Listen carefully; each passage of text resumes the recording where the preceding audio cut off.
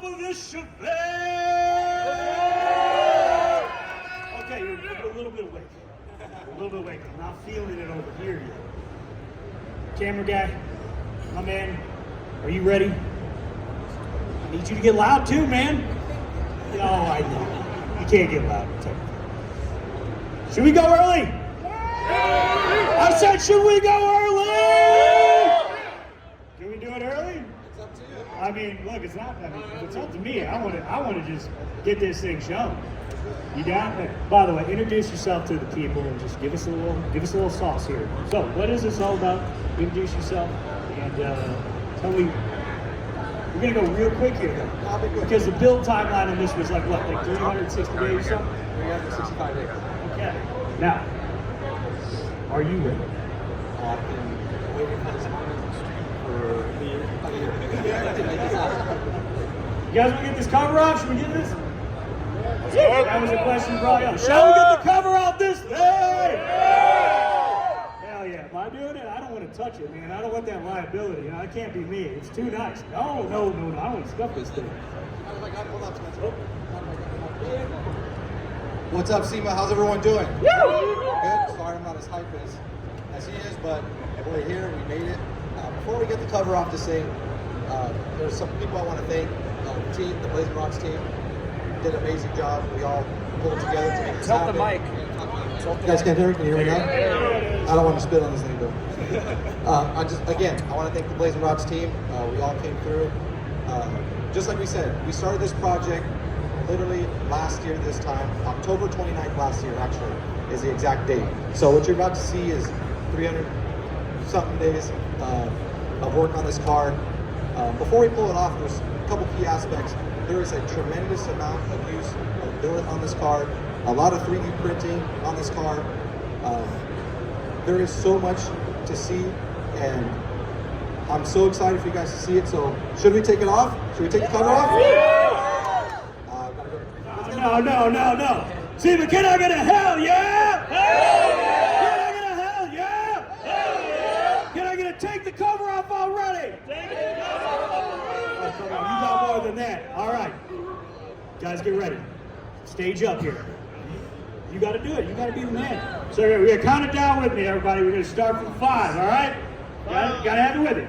Ready? 5, 4, 3, 2, 1. Pull that thing off.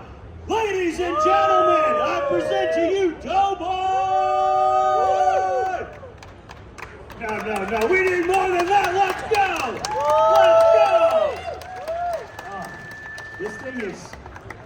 This thing is absurd. Can we all agree that this is pretty damn ridiculous? So, real quick, let's start with the powertrain because A, it's awesome. And then we're going to move into some of the other details because there's way too many details. So what is the powertrain setup? What's the engine? And then what's the transmission? So in here we have a 540 Brodex big block twin turbo. It has about 2,800 horsepower. Strapped behind it is a 6XDX, so it's all sequential paddle shifters. That's as far as the powertrain goes. But like I stated before, there's so much. If you just look at the car, there's so many different aspects. Once you guys are able to come up closer and look at all the detail inside there. Like I mentioned, there is a lot of use of 3D printing on this car. So for instance, we're going to talk about, let's say, the front of the car here, right? We have these carbon ducts right here. These are all 3D printed. The whole front end of the car is all 3D printed. It's insane how much work went into this. If you look on that side down there, you have, let's walk on over here. So some of the wild aspects of it, once you get closer to this thing, you start to see. But like, especially like, are we gonna get in the rocker panel? It's like my favorite part here.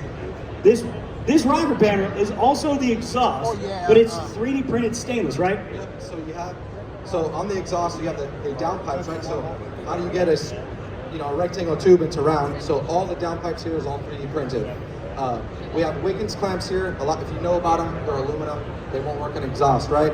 So that's 3D printed titanium to make that right there to look like that. And if we go back there to where the exhaust tip is, that's as well 3D printed as well.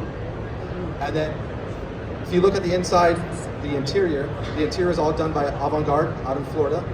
And that's as well 3D printed. All the panels inside are all 3D printed. The seats are out of a BMW M3, so full carbon seats.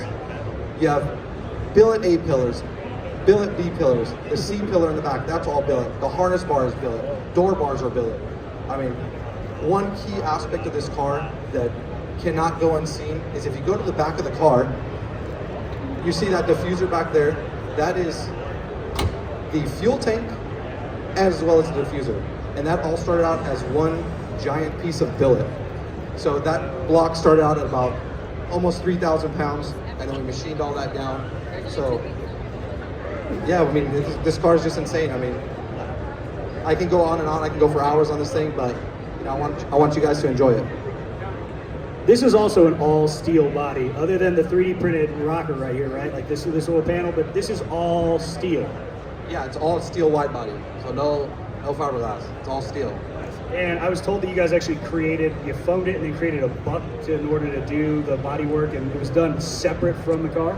Yeah, so we did the whole body in foam first, got it to kind of the shape we liked. Then we had Waylon come in, he scanned it, put everything in the computer, mocked everything up, and then what we did was we routed out butts. So in order to complete this car in such a short time, we needed to work on 10 things at once, right? So the whole body of the car got built off the car, and then when the panels were ready to go on the car, then we just, you know, welded them on there and got them all finished. Absolutely insane. And this has an IRS in the rear, correct? It does, yeah. And I was told that you guys used the center section, then you basically made everything else yourself. Is that correct? Yeah, we made everything ourselves. It has, I mean, a lot of people are like, oh, what are you running for, like axles or Series 30s axles in there? So it's something you're gonna find like in an Ultra 4 truck, you know, big axles for that big power. Oh yeah. And then one of the things I noticed that was pretty tricky about it, it's on coilovers, but there's also like hydraulic lifts front and rear for the coilovers. Is that correct? Correct. Yeah, it's on JRIs. It has the hydraulic lifts on it, so you look at the front, and obviously sits really low. So yeah, you need that to get up, you know, up curves. But so when you're street daily driving this absolute masterpiece, you can actually go over speed bumps. You can go over speed bumps. You get into a parking lot. That's right. If you're ballsy enough and you got the checkbook, you too can daily drive this thing. Should we let the people get a little closer and see some of the details that goes in this? You guys, you have to look at everything that went into this. I mean, they're all hard lines, most of which are billet, right?